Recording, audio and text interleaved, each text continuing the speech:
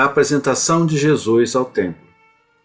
Vejo sair de uma casinha muito modesta um casal de pessoas. De uma pequena escada externa desce uma mãe muito jovem com um menino nos braços, envolvida em um pano branco. Reconheço esta nossa mamãe. É sempre ela, pálida e loira, elegante e tão gentil em tudo o que faz. Está vestida de branco com um manto azul claro, no qual se envolve. Na cabeça traz um véu branco. Vai levando com todo cuidado o seu menino. Aos pés da escadinha, José a espera, ao lado de um burrinho cinzento. José está todo vestido de cor marrom claro, tanto na túnica como no manto. Ele olha para Maria e lhe sorri.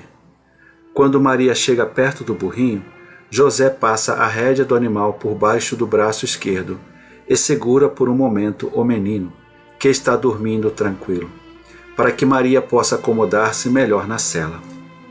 Depois ele lhe devolve Jesus e põe-se a caminho. José vai ao lado de Maria, segurando sempre o animal pela rédea e prestando atenção para que este vá sempre direito e sem tropeçar.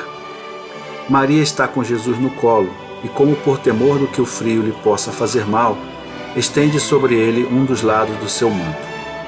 Os dois esposos falam pouco, mas sorriem um para o outro frequentemente. A estrada, que está longe de ser um modelo de estrada, vai se estendendo pelo meio de um campo que nesta estação do ano está vazio. Um ou outro viajante passa pelo casal, mas são raros. Depois, eis as casas que vão aparecendo e alguns dos muros que rodeiam as cidades.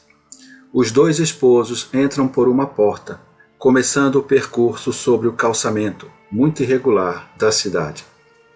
O caminho se torna muito mais difícil, seja porque o trânsito os obriga a parar o burrinho com frequência, seja porque este dá contínuas sacudidelas sobre as pedras e os buracos, perturbando Maria e o menino.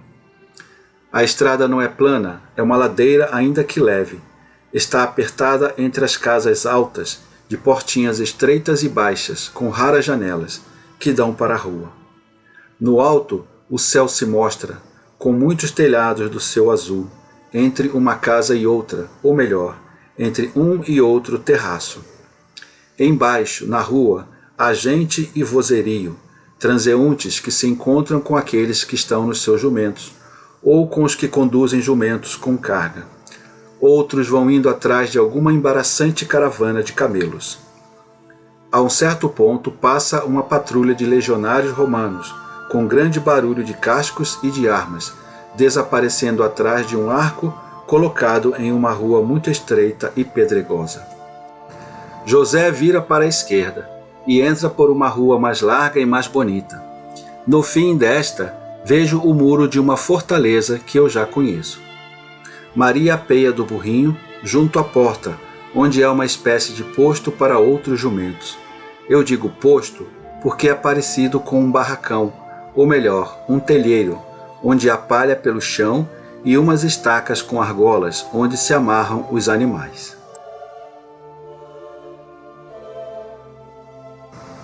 José dá algumas moedas a um homenzinho que apareceu por ali, conseguindo deste modo um pouco de feno e um cântaro de água tirada de um poço velho que fica num canto, para alimentar o burrinho.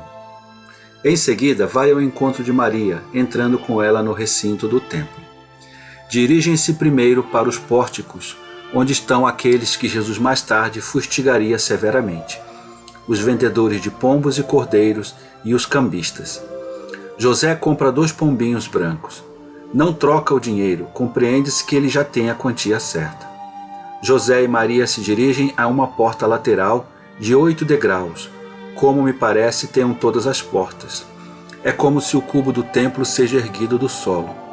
Esta porta tem um grande átrio, parecido com os portões de nossas casas das cidades, mas seu átrio é mais amplo e adornado.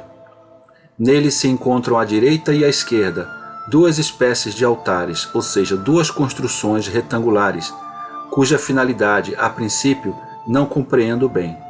Parecem baixas bacias, porque a parte interna é mais baixa do que a beirada externa, que fica alguns centímetros mais altos. Aparece um sacerdote, não sei se chamado por José ou se tendo vindo por si mesmo.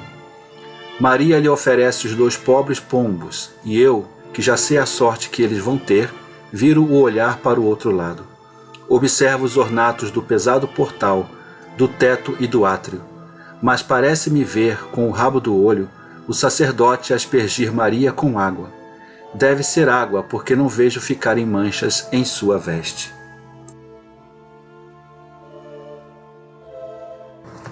Depois, Maria, que, junto com os pombinhos, tinha dado uma porção de moedas ao sacerdote, eu tinha me esquecido de dizer isso, entra com José no templo verdadeiro e propriamente dito, acompanhada pelo sacerdote.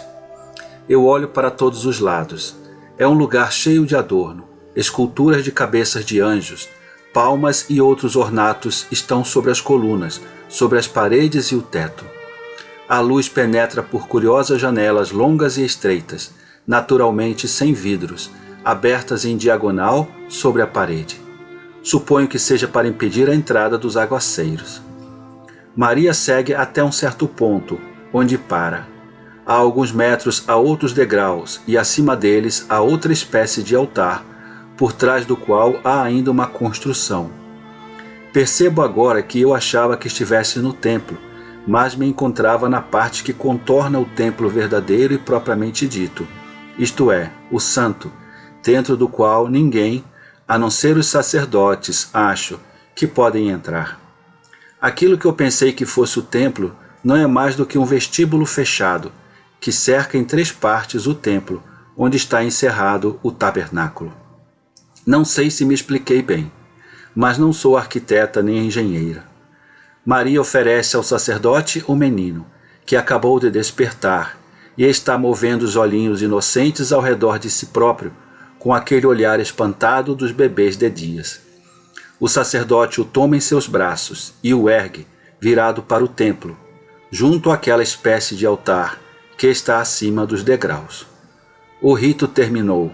O menino é restituído à mamãe e o sacerdote se retira.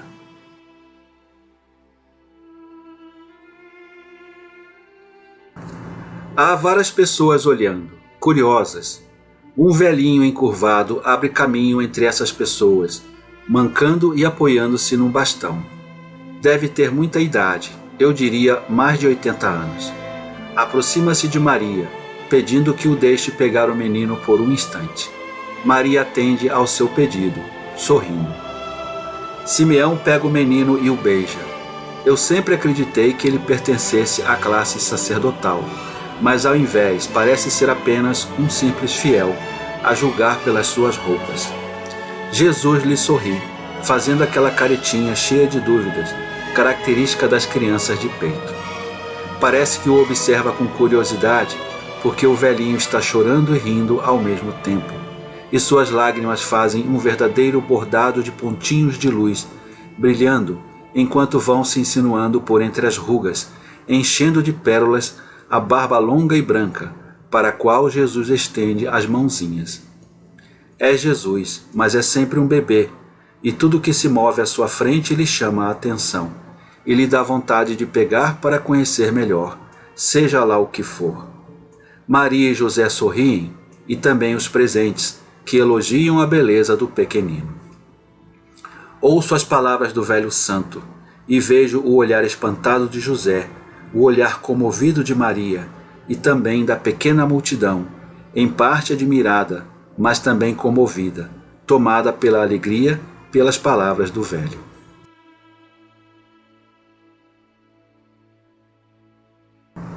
No meio da pequena multidão estão alguns barbudos e enfatuados sinedritas, que balançam a cabeça, olhando para Simeão com uma compaixão zombateira. Devem pensar que está fora do seu juízo pela idade. O sorriso de Maria se apaga e se transforma em uma acentuada palidez, quando Simeão lhe anuncia sua futura dor. Por mais que ela já o saiba, esta palavra lhe aflige o espírito. Ela se aproxima ainda mais de José em busca de conforto, apertando com sentimento o seu menino ao seio, bebendo com alma sequiosa as palavras de Ana que, sendo mulher, tem piedade do sofrimento de Maria, e lhe promete que o Eterno amenizará com uma força sobrenatural a hora de sua dor. Mulher, para aquele que deu o Salvador ao seu povo, não faltará poder para mandar um anjo confortar-te no teu pranto. Nunca faltou a ajuda do Senhor às grandes mulheres de Israel, e tu és bem mais do que Judite e Jael.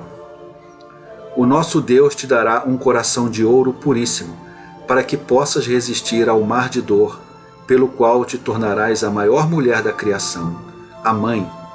E tu, menino, lembra-te de mim na hora da tua missão.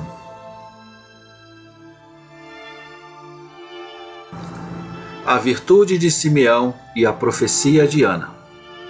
Jesus diz: nascem dois ensinamentos para todos, da descrição que fizeste. O primeiro, não é a um sacerdote mergulhado nos ritos, mas o espírito ausente, e sim a um simples fiel que a verdade se revela.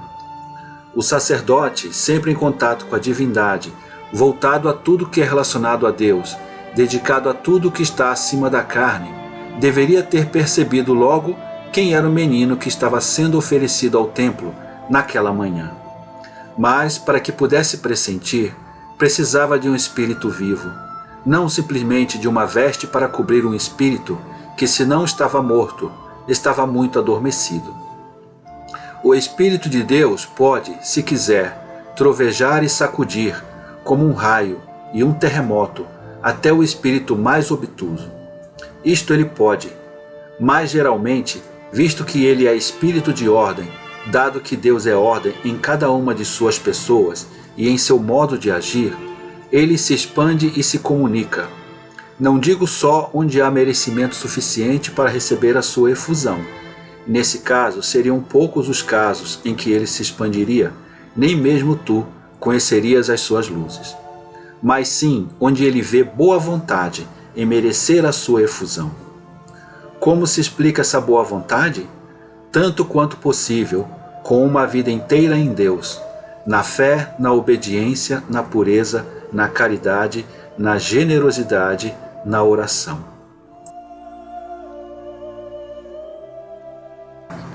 Não tanto no ativismo, mas na oração.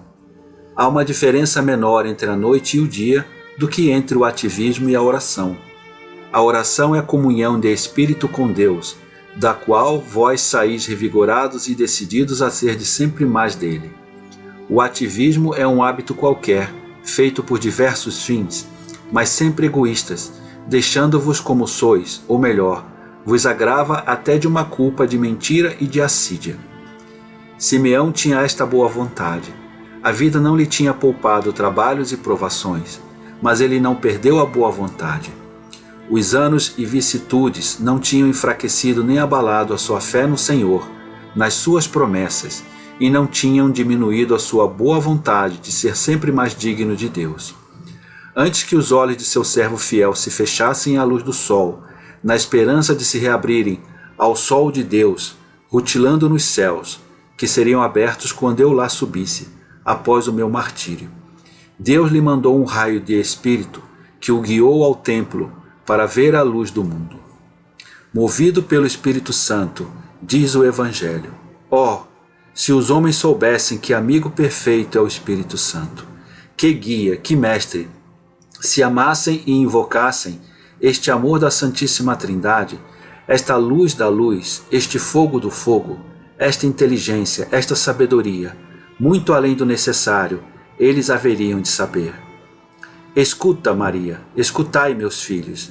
Simeão esperou durante toda uma longa vida para ver a luz, para saber que a promessa de Deus estava cumprida, mas ele nunca duvidou, nunca disse a si mesmo: é inútil que eu persevere em esperança e em oração.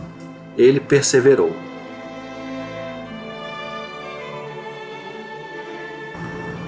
E alcançou a graça de ver o que nem os sacerdotes nem os sinedritas, cheios de soberba e opacidade, viram: o Filho de Deus, o Messias, o Salvador, naquele corpo infantil, que lhe dava calor e sorrisos.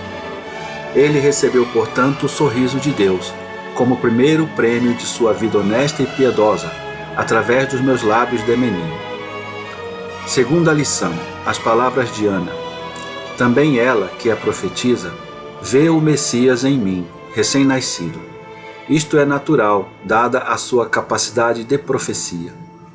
Mas escutai o que ela, inspirada pela fé e pela caridade, diz à minha mãe. Tirai disto luz para o vosso espírito, para que ele se rejubile neste tempo de trevas, nesta festa da luz. A Ruth deu um Salvador, não faltará o poder de dar o seu anjo para confortar o teu, o vosso pranto. Pensai que Deus deu-se a si mesmo para anular a obra de Satanás nos espíritos.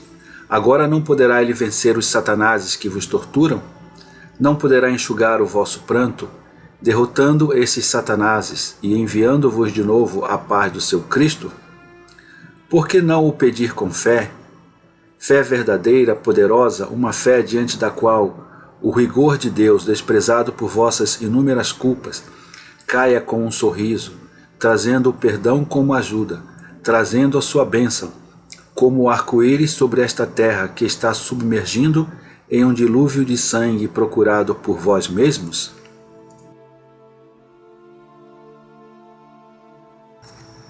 Pensai, o Pai, depois de ter castigado os homens com o dilúvio, disse a si mesmo e ao seu patriarca: Não amaldiçoarei mais a terra por causa dos homens, porque os sentidos e os pensamentos do coração do homem estão inclinados para o mal desde a adolescência.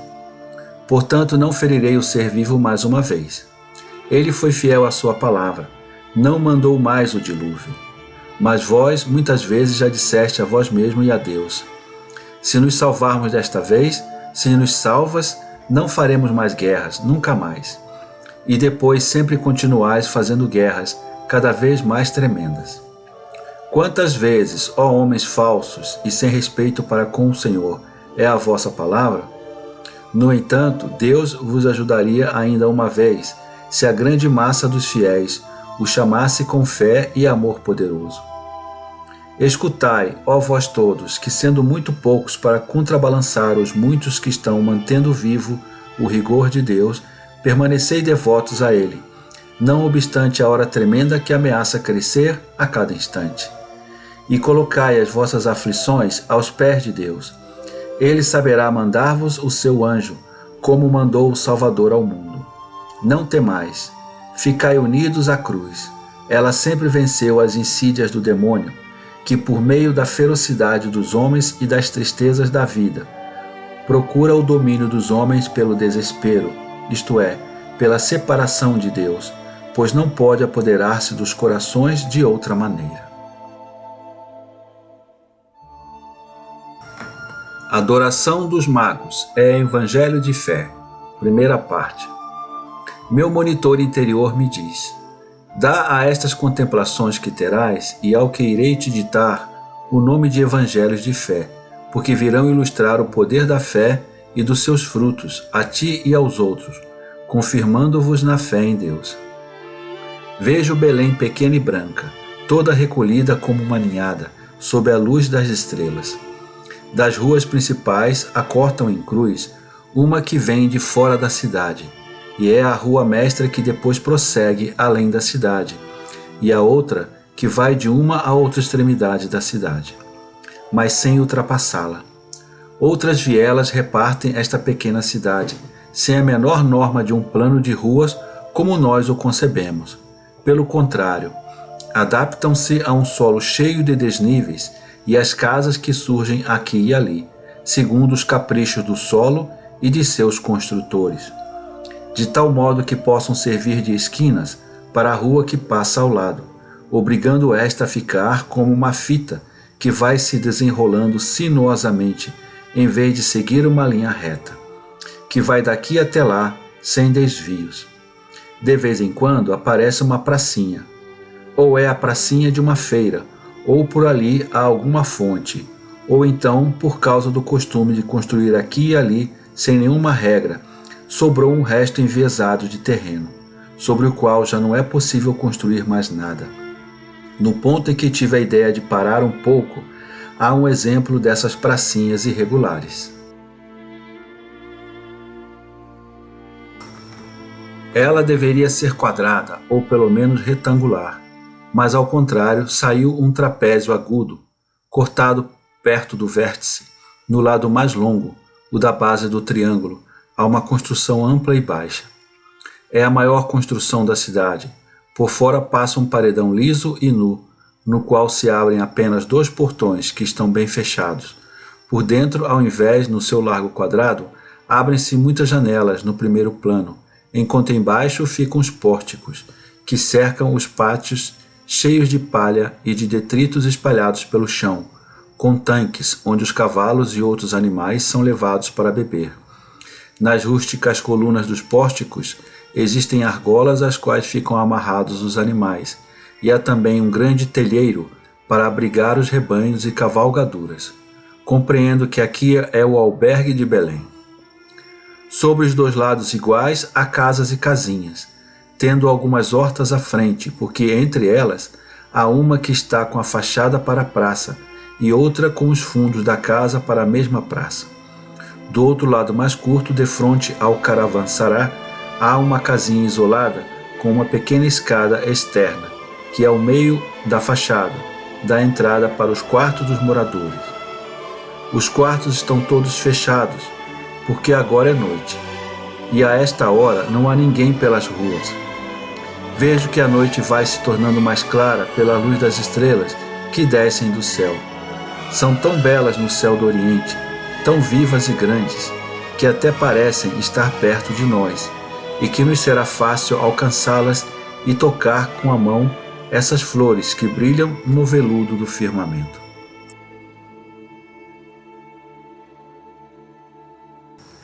Elevando o olhar, tento compreender qual será a fonte deste aumento de luz.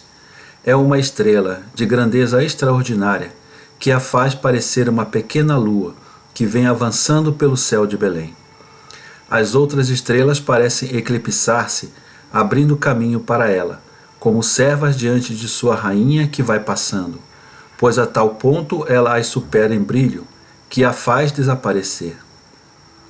Do corpo da estrela, que parece uma grande safira clara e acesa por um sol que está no seu interior, sai uma esteira de luz, na qual fundem-se o loiro dos topázios, o verde das esmeraldas, o leitoso das opalas, o sanguíneo fulgor dos rubis e o suave cintilar das ametistas, com a cor predominante da safira. Todas as pedras preciosas da terra estão naquela esteira de luz que vem varrendo o céu, num movimento veloz e ondulante, como se fosse viva. Mas a cor que predomina é a que desce do corpo da estrela, uma cor celeste de safira clara, que tinge de prata azulada as casas, as ruas e o chão de Belém, berço do Salvador. Já não é mais a pobre cidade, que para nós era menos importante do que um povoado rural.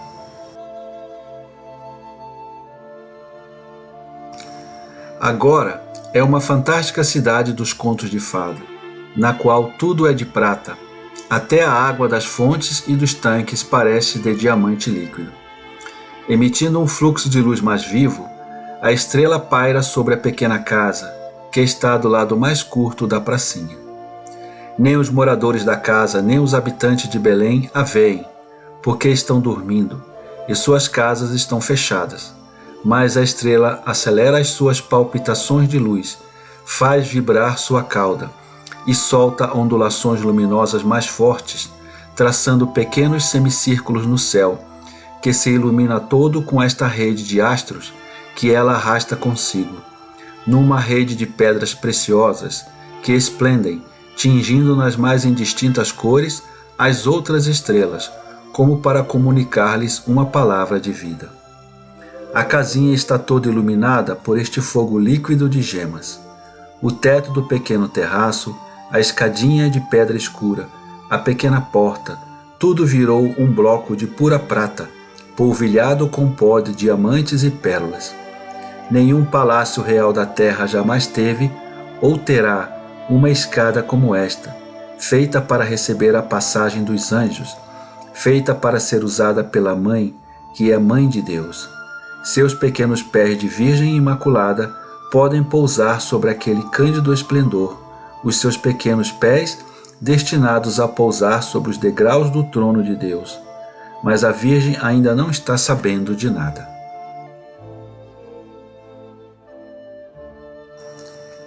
Ela está velando sobre o berço de seu filho, rezando. Sua alma tem esplendores que superam a estrela que está embelezando as coisas. Da rua mestra vem chegando uma cavalgada, cavalos arreados ou conduzidos à mão, dromedários e camelos montados ou carregados com suas cargas.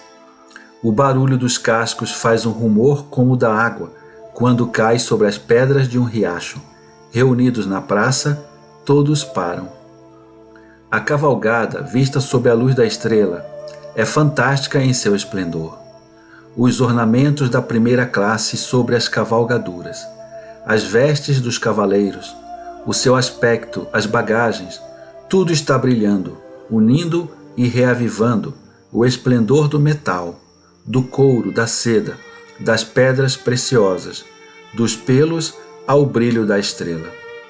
Os olhos também cintilam, as bocas se enchem de riso, porque um outro esplendor brilhou nos corações, o esplendor de uma alegria sobrenatural. Enquanto os servos se põem a caminho do caravansará com os animais, 3 da caravana desmontam de suas cavalgaduras, que um servo logo leva para outro lugar, dirigindo-se a pé para a casa. Prostram-se com a fronte até o chão, beijando o pó. São 3 poderosos. Isto é o que nos estão dizendo as suas vestes, riquíssimas.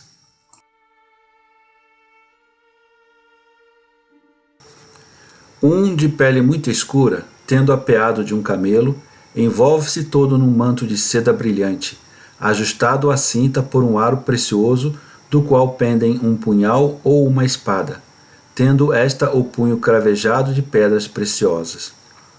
Os outros, que apearam de 2 esplêndidos cavalos, estão vestidos, um de um tecido listrado muito bonito, no qual predomina a cor amarela, com uma veste feita como um longo dominó, ornado com capuz e cordão, parecendo um só trabalho de filigrana de ouro, com muitos perspontos de bordado em ouro.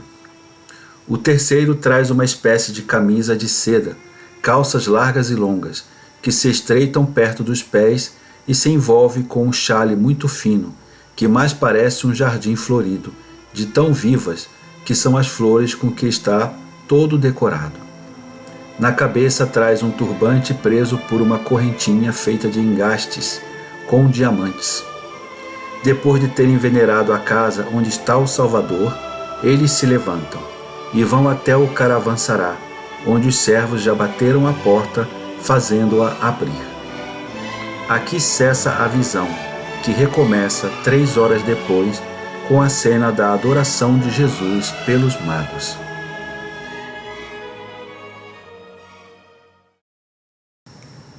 Inscreva-se no canal, ative as notificações, dê o seu like, comente e compartilhe.